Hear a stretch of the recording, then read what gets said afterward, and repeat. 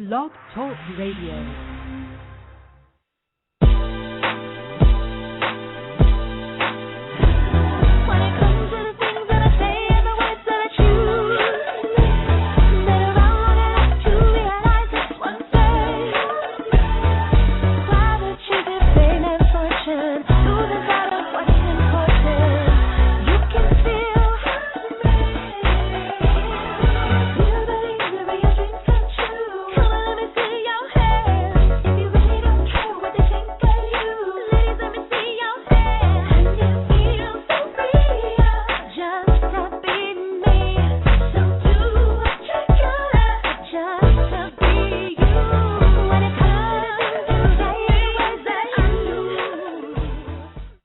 Welcome to Plus Model Radio, the number one podcast for plus-size women. I'm your host, Shanice Lewis, coming to you live from Los Angeles. Today is Monday, February 27th, 2012.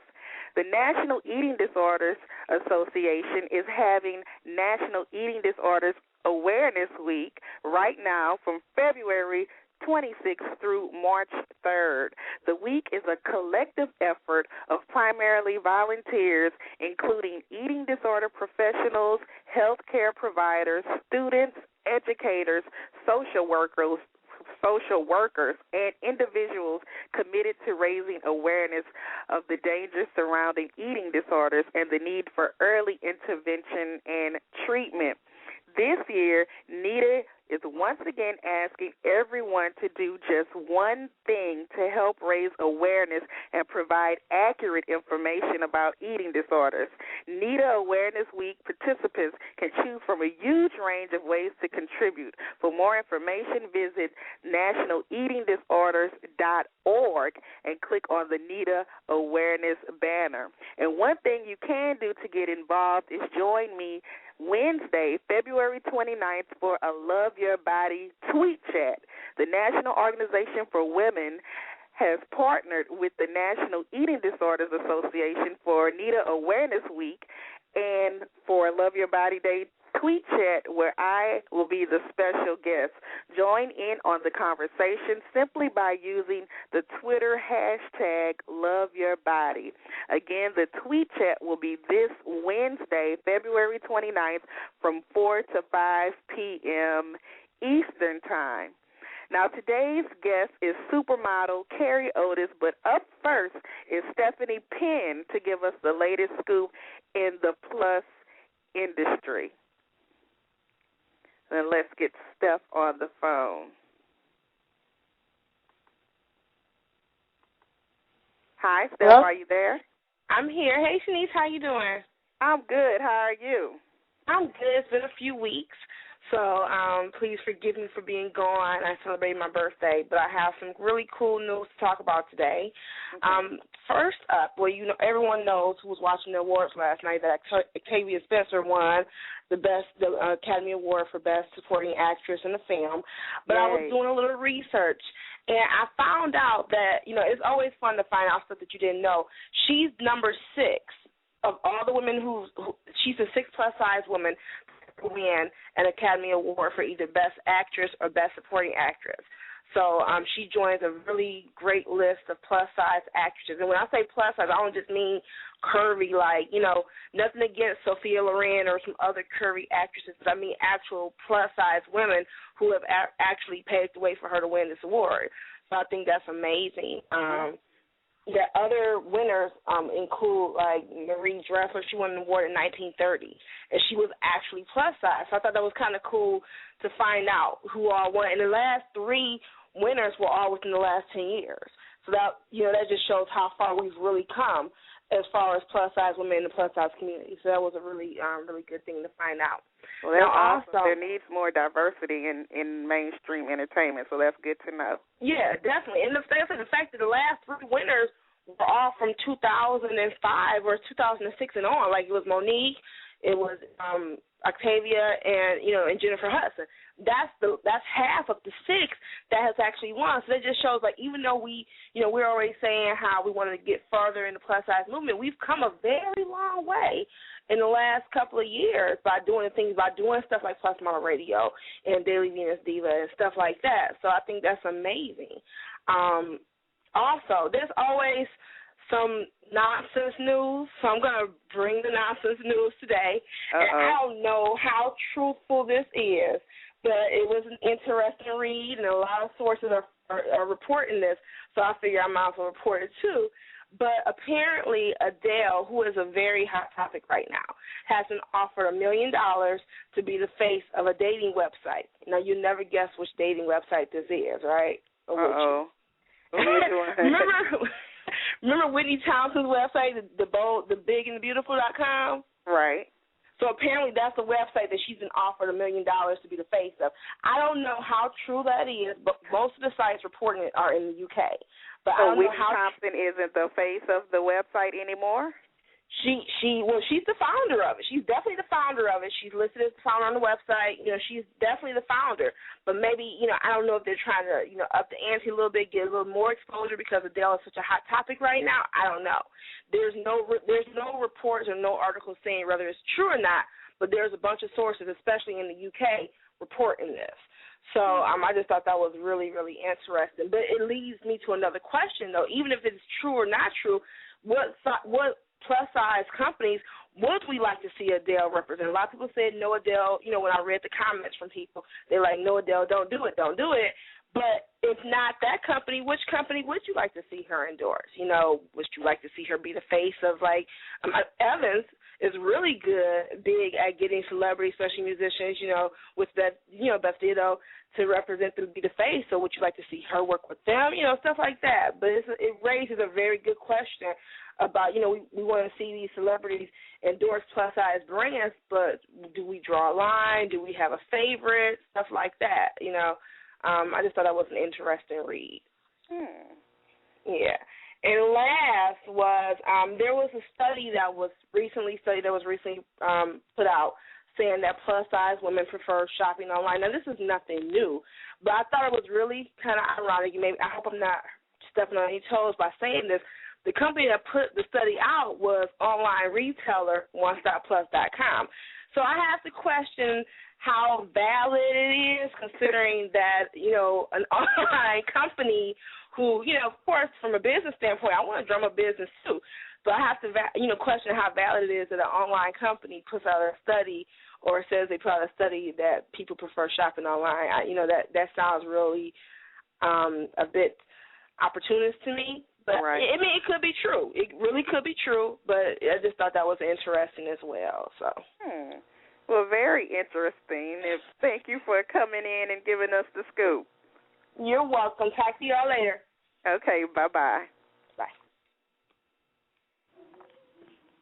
And our special guest for this evening is Carré Otis, and Carré has been one of the most recognizable faces in modeling, headlining in campaigns for guests Donna Karan, Calvin Klein, and Revlon. As a supermodel, Carré has appeared on the covers of Vogue, Elle, Harper's Bazaar, Glamour, and Cosmopolitan. In her book, Beauty Disrupted, a memoir, Carré shares her unique insight into the business of beauty and the high price it demands by giving an honest account of her struggle with love, identity, and spirituality. Now a wife and busy mother of two, she's found a new voice as a passionate advocate for young women in and out of the modeling industry. Let's welcome Carré to the show. Hi, Carré. Hi there. Thanks for having me. Well, I'm so excited to speak with you, and I know a lot of people are excited that you're on this show. And before you got into the modeling industry, I want to know, how was your relationship with your body and your body image before you even got into modeling?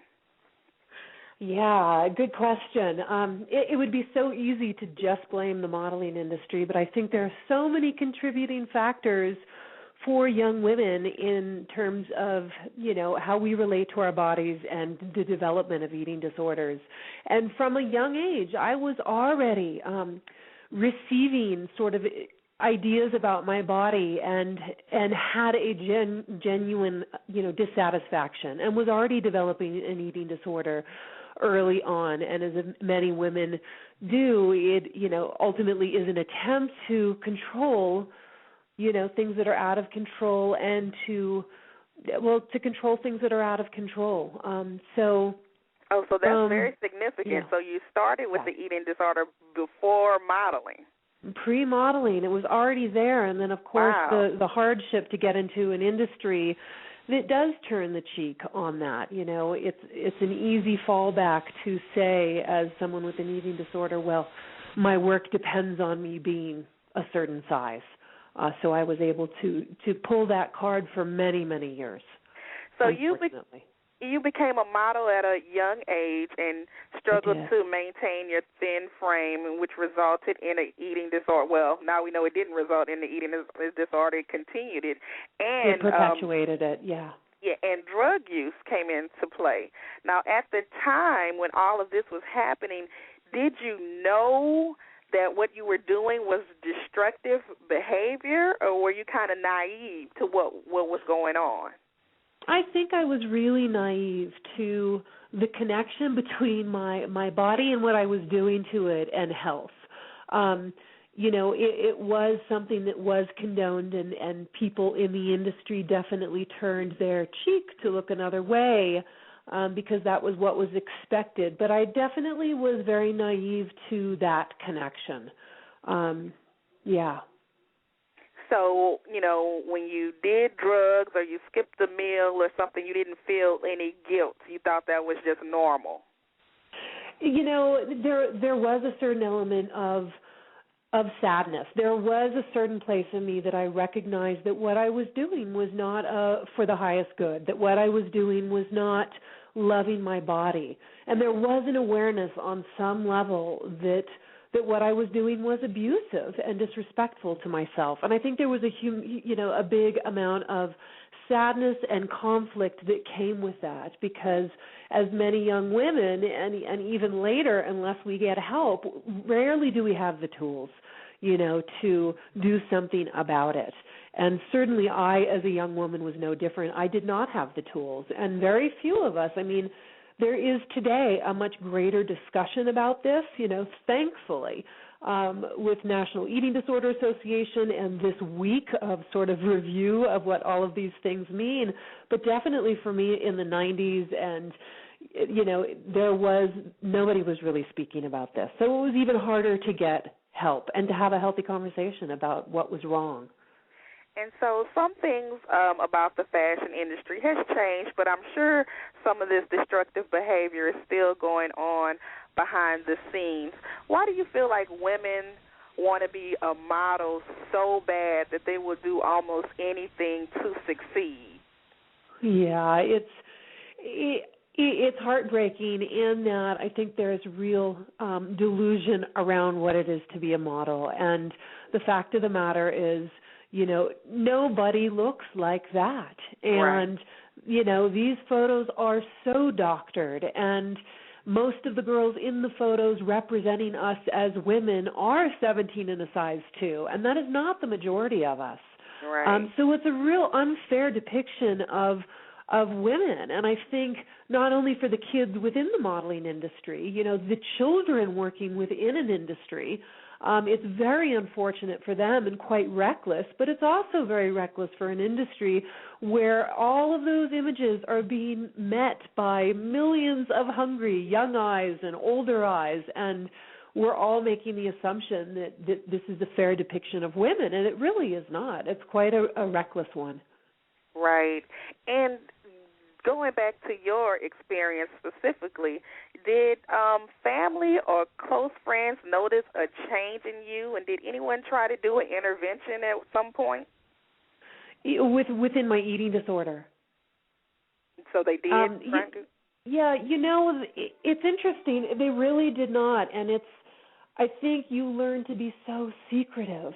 And certainly I was very disconnected from friends and family. And I think with somebody who has a severe eating disorder, you know, the lengths we go to keeping our secrets, even from avoiding friends and family. And again, like I said, you know, my life was for so long within an industry that, they're not going to do an intervention because it means that they would lose money, on a booking for me. So it really took, by the time I was 30, and it was after that Sports Illustrated shoot where it was the last sort of, I dieted so hard to get down to a certain size on a photo shoot with a 17-year-old, and I was 30, that I started having heart problems. So it was when my physical health deteriorated enough that is ultimately what woke me up to getting help. Now, if you can go back and just looking back, what do you think could have happened that could have changed the outcome? Could it have been if you had more confidence? Could it have been a role model? Like, what do you think was the missing link that could have changed the course of the events that happened? I think the missing link actually goes back to the disconnect I had with the feminine, with healthy female figures, with healthy mentors, with sort of role models and women that were guiding my way. And I didn't have that. I was very disconnected from my mother at that point. And I think that eating disorders do go back that far. They do go back to, this sense or disconnect of a healthy sense of self in our feminine bodies or in our male bodies. But sort of these healthy relationships that support us and nurture us through life, I think that these are crucial. Now, you have 2 daughters now, and you are working to break the cycle. And I read that you don't like to use the word fat or diet with your daughters. Now, why is that? And tell me, what are you doing to instill confidence in your daughters? Yeah, we do not use those words here. We actually really relate to the body and all of the wonders of the body without, putting those labels and stereotypes into our daughters' heads. So instead of size, we'll talk about shape. We don't use the word diet. We talk about food and the healing properties of food. And already, they're learning to identify their hunger or satiation by whether they feel full or not. So really helping them to check in with their bodies about what their bodies need. And so it's not about thinness. It's about feeling great and healthy. These are all tools that I didn't have, and I think that the earlier that we can give young women and men these tools, they're going to be able to hopefully go out and encounter all of the sabotage that's going on, all of the information in the world. They'll have some tools to be able to deal with these things, hopefully a bit better. Now, do you think as your daughters grow older, the conversation will change if they're exposed to more things in the world? Absolutely. Yeah, it will have to.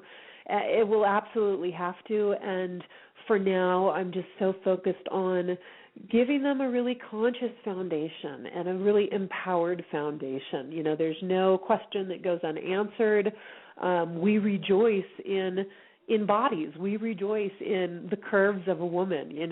We already have those conversations, and it's awesome. They are not growing up with judgments and prejudice, but real empowerment and compassion towards others. That's awesome. Now, do you consider yourself to be fully recovered from your eating disorder and drug addictions, or do you take it one day at a time?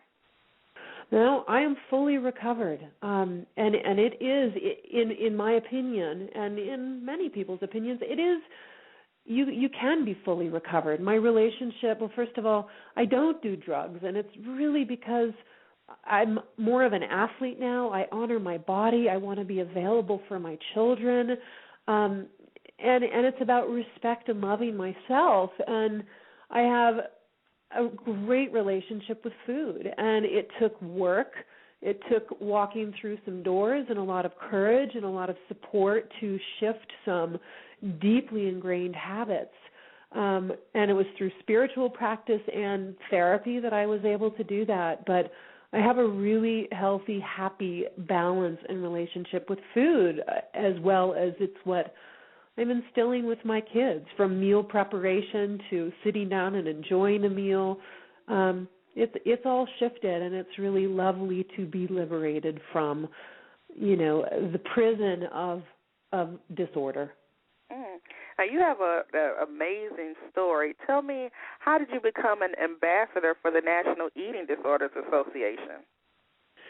Yeah, I have, my book, Beauty Disrupted, for 10, 12, probably 12 years, I've been really outspoken about eating disorders and body image and body awareness, as well as the impact that the modeling industry does have on this, that contributor. And although it's been a bit of an upset, I think, within the modeling industry to have somebody out there talking about some of the negative effects, it's been really important to me to speak open and honest about it. And even more so now that I have 2 daughters. I'm in a unique position in that I'm an author now, I'm a mom, I'm a wife. I'm not dependent on an industry to take care of me, and so it's enabled me to be able to be a voice where I think a lot of women still feel very shy about talking about what's going on in the industry. Now, a misconception about eating disorders that I want to point out is a lot of people think that only thin women have eating disorders, but right. the reality is women of all shapes and sizes have Absolutely. eating disorder. And as a matter of fact, binge eating disorder is very popular. I think maybe 1 out of 3 people have had it at one time. Now, is that something that you dealt with, binge eating? There was definitely a moment where I did, and I think it was right in the beginning of my recovery. I didn't know how to balance my relationship with food. I'd gone without food for so long. I was on a 20-year diet. Right. But when I came around food and sort of relaxed that ban, it was kind of a free-for-all, and I really didn't know how to find balance yet. And I kind of had to go into that other extreme to be able to find this middle ground of relaxation and balance around food. So yeah, I think I've experienced all ends of the spectrum of eating disorder, and it is. It's not just anorexic and thin women. And it really tends to be, how we're handling our emotions or not handling our emotions is sort of the reverberations in what we're doing with food, whether we're abstaining or over-consuming. It tends to be how we are dealing with our emotional state. Now, something you mentioned a little earlier in the interview is about having heart surgery. Now, after you had heart surgery, you came back to the industry as a plus-size model.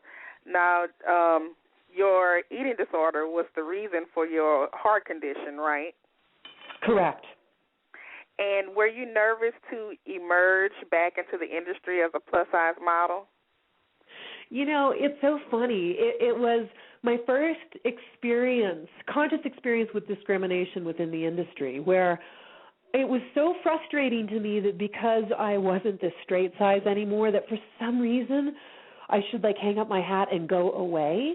And for me, it became this need to step out and be proud at whatever size that I was, and to honor and celebrate all sizes of women. And I sort of was adamant that the industry recognize that any woman, any size, should be, can be considered beautiful. So it became a mission for me to actually go for it and make it happen. And it was also a lesson in the discrimination. I didn't get paid the same for jobs that I got booked. There was a discrimination not around, it wasn't around being female, but about being a certain weight, which was very frustrating. And did you find it wasn't the same quality of work, not the same amount of opportunities? Absolutely. There were not as many opportunities. And my experience of, being plus size too was the shopping for me was really frustrating. The quality of clothes and the consistency of that craftsmanship, and it too was sort of discriminating. So it was a big lesson. It was a really big lesson along my journey that helped me to also sort of put it together and write my book from that perspective of being every woman. So are you still modeling today, or have you retired? I just came back from a phenomenal show for Elena Miro, an Italian designer, and it's the one curvy, they like calling it curvy or plus size line, that is at any of the fashion weeks, and it's at Milan Fashion Week, and it was actually such a blast to be back on the catwalk. I'm going to be posting a blog on my website, carrelife.com. I'm going to be posting a blog of that experience.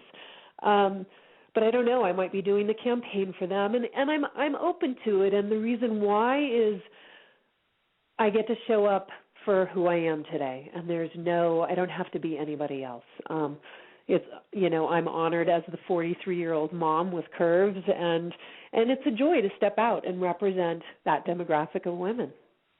So today, in the modeling industry, you would be considered a plus-size model.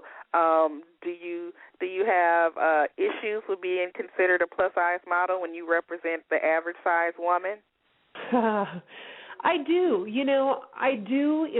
It's frustrating. It's rather ridiculous. It definitely is a testament to the modeling industry. If a size 10 is plus size, you can only imagine what straight size is.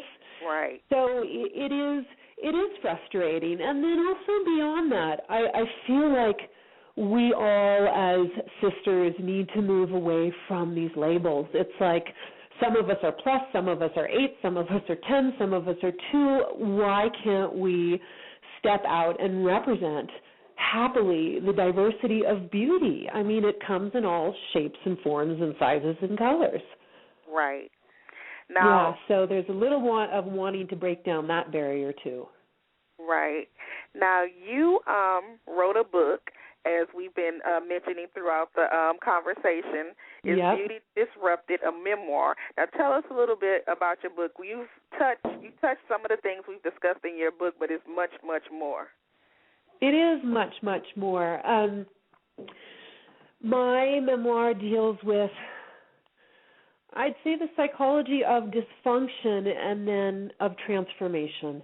It's really a spiritual journey. It takes you, the reader, from the beginning of my life and sort of the blueprint of where I was, how I came into this world and what I went through, and then how it informed the decisions that I later made, from, an abusive marriage to coping and healing from sexual assault and sexual harassment, being in the modeling industry, and then really a spiritual journey of transformation. And I think the bigger message is, there's some things that are unique to me, but the book is so many women's journey, so many women's stories are in there, in mine. It was powerful to write and wonderful to promote. I'm working on my next 2 books now, and it's just a joy to be part of a healthy, conscious message, of awareness and education. And is your book available nationwide at bookstores everywhere? It is, yep. It is available nationwide at bookstores. It's on ebook, on Kindle. There's an audio version. You can get it on Amazon. Yeah. All right. So, so do you have anything else coming up we could be on the lookout for? I know you're writing a new book and you're getting back into modeling. Anything else? I'm a featured writer on Huffington Post, so you can look for me there. There's updates. You can follow me at Carré Otis on Twitter or Carré Life on Facebook. My website, Carré Life, has information and upcoming events, and I'm actually working to create a series of retreats, of women's retreats. We're looking at Hawaii. We're looking at some different locations, but it'd probably be a 5 to 10-day retreat on loving your body. Oh, wow. Keep me posted on that. I will. I will. It's very exciting.